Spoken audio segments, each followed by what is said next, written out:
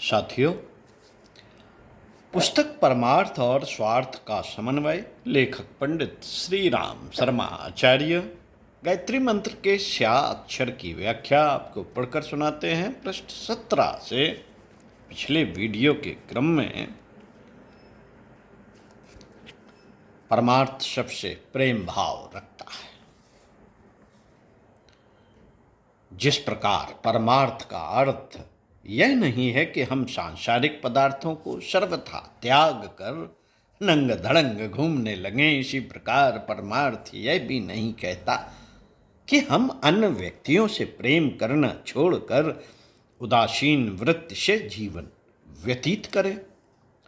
इसके विपरीत परमार्थी व्यक्ति के प्रेम का दायरा तो इतना विस्तृत हो जाता है कि केवल अपने स्त्री, बच्चे, भाई, बंधु, सखा परिवार ही नहीं, सर्वथा अनजान और दूरवर्ती व्यक्ति भी उसमें आ जाते हैं। जिस वस्तु को प्रेम कहा जाता है उसके अनेकानेक स्वरूप इस संसार में दृष्टिगोचर होते हैं। स्त्री प्रेम, पुत्र प्रेम, धन प्रेम, कीर्ति प्रेम, व्यसन प्रेम में व्यस्त व्यक्ति अपने को प्रेमी सिद्ध करते हैं। यह प्रेम का भौतिक स्वरूप है। भौतिक प्रेम में तत्कालीन आकर्षण खूब होता है और उसकी प्रक्रिया में आनंददायक अनुभूतियां भी परिलक्षित हैं। उपरोक्त स्त्री, धन, कीर्ति आदि के प्रेम में मनुष्य को इतना आनंद आता है कि इन्हें भवबंधन कारक और अंत में दुखदायक समझते हुए भी छोड़ता नहीं और सारी आयु उन्हीं के पीछे व्यतीत कर देता है। भौतिक प्रेम आध्यात्मिक प्रेम की छाया है। उसकी छोटी सी तस्वीर या प्रतिमा इन विषय भोगों में देखी जा सकती है।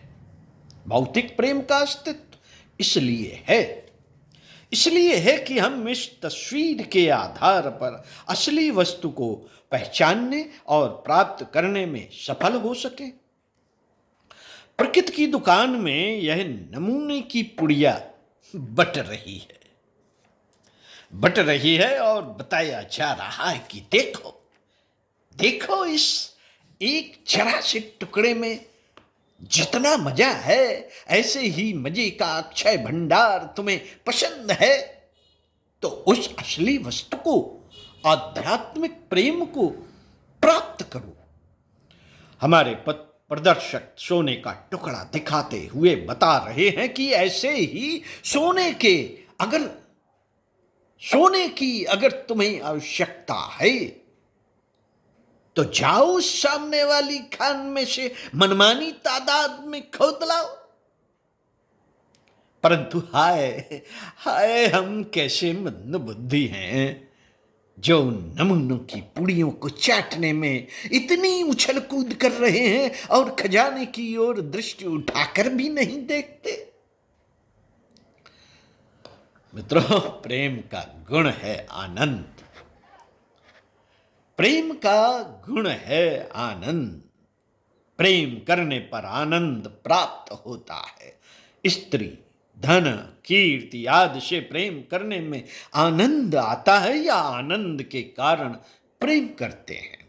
हम पत्थर, राख, कूड़ा या कौआ, चील, गीदड़ आदि से प्रेम नहीं करते क्योंकि उनमें आनंद का अनुभव नहीं होता या आनंद अनुभव नहीं करते इसलिए प्रेम नहीं होता। पड़ोसी के खजाने से लाखों रुपए भरे पड़े हों, पड़ोसी के खजाने में लाखों रुपए भरे पड़े हों पर उनसे हमारी कोई ममता नहीं।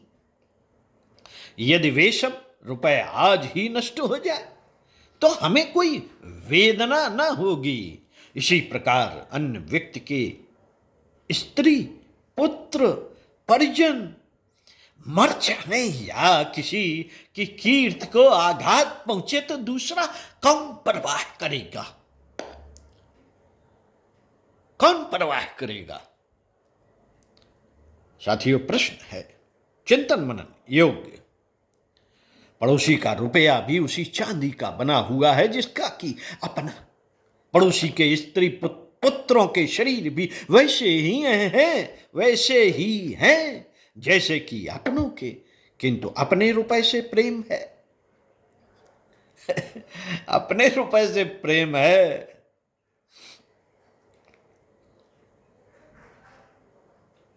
यही वस्तुएं पड़ोसी की भी हैं, पर उनसे प्रेम नहीं। यहां प्रेम का असली कारण स्पष्ट हो जाता है। जिस वस्तु पर हम आत्मीयता आरोपित करते हैं, जिससे ममत्व जोड़ते हैं, वही प्रिय लगने लगती है और प्रेम के साथ ही आनंद का उदय होता है। निश्चय ही किसी भी जड़ वस्तु में आकर्षण नहीं है। संसार की जिन भौतिक वस्तुओं को हम प्रेम करते हैं, वे ना तो हमारे प्रेम को समझती हैं और ना बदले में प्रेम करती हैं। साथियों, रुपए को हम प्यार करते हैं, पर रुपया हमारे प्रेम और द्वेष से जरा भी प्रभावित नहीं होता। पैसा खर्च हो जाने पर हमें उस पैसे की बहुत याद आती है, पर उस पैसे को रत्ती भर भी परवाह नहीं कि जो व्यक्ति हमसे इतना प्रेम करता था वह जिंदा है या मर गया। बात यह है कि संसार के किसी पदार्थ में जरा भी आकर्षण या आनंद नहीं है। जिस पर आत्मा की किरणें पड़ती हैं, वही वस्तु चमकीली और प्रतीत होने लगती है।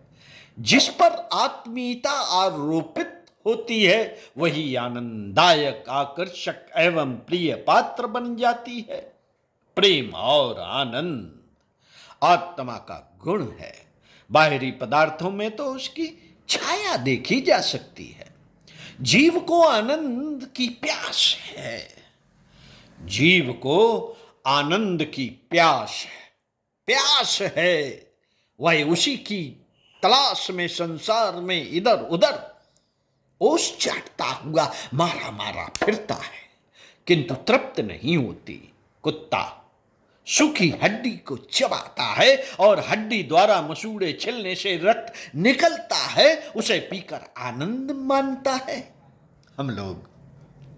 हम लोग भौतिक वस्तुओं के प्रेम में आनंद का अनुभव करते हैं। इसका मूल कारण असली आत्मीय प्रेम है। यदि आत्मीयता हटा ली जाए तो वही कल की प्यारी वस्तुएं आज घृणित या अप्रिय प्रतीत होने लगेंगी। स्त्री का दुराचार प्रकट होने पर वह प्राण प्रिय नहीं लगती और न रहती है, वरन शत्रु सी दृष्टिगोचर होने लगती है।